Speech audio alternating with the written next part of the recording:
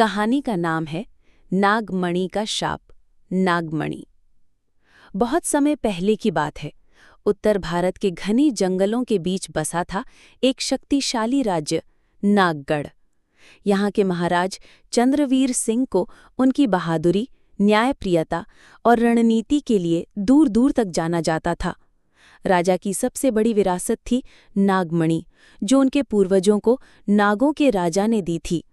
कहा जाता था कि नागमणि से राज्य को कभी सूखा, अकाल या हार का सामना नहीं करना पड़ा। परंतु उसी मणि पर था एक शाप।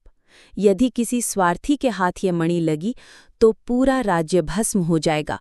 एक दिन राजा के दरबार में आया एक रहस्यमयी साधु। उसने राजा को चेतावनी दी, महाराज, आपकी मणि पर अब दुष्टों की नज़र है। किसी अपने से ही धोखा मिलेगा, सावधान रहिए। राजा को बात अजीब लगी, लेकिन उन्होंने साधु की बात को गंभीरता से लिया। उसी रात राजा के छोटे भाई वीरेंद्र ने मणि चुरा ली। उसका सपना था खुद राजा बनना। उसने सोचा, मणि से मैं अमर बन जाऊंगा और चंद्रवीर सिंह को गद्दी से हटा दूंगा। लेकिन जैसे ही मणि गलत हाथों में गई, आकाश में काले बादल छा गए, हवाएं चीखने लगी और पूरे महल में सांपों का हमला शुरू हो गया।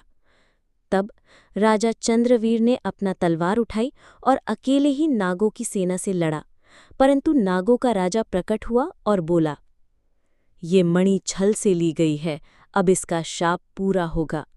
राजा ने तुरंत मणि जमीन पर रख दी और कहा, हे नागराज, ये मणि आपके पास लौट जाए।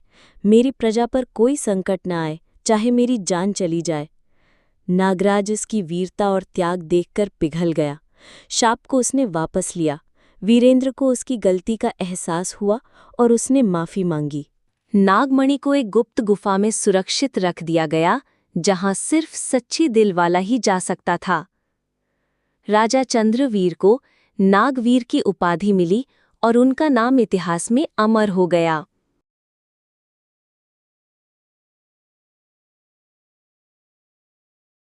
कहानी का नाम है नागमणि का शाप।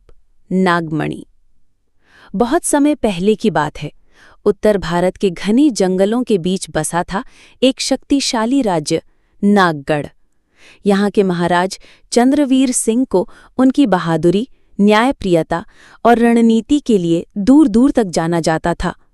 राजा की सबसे बड़ी विरासत थी नागमणि, जो उनके पूर्वजों को नागों के राजा ने दी थी। कहा जाता था कि नागमणि से राज्य को कभी सूखा, अकाल या हार का सामना नहीं करना पड़ा। परंतु उसी मणि पर था एक शाप। यदि किसी स्वार्थी के हाथ ये मणि लगी तो पूरा राज्य भस्म हो जाएगा। एक दिन राजा के दरबार में आया एक रहस्यमयी साधु।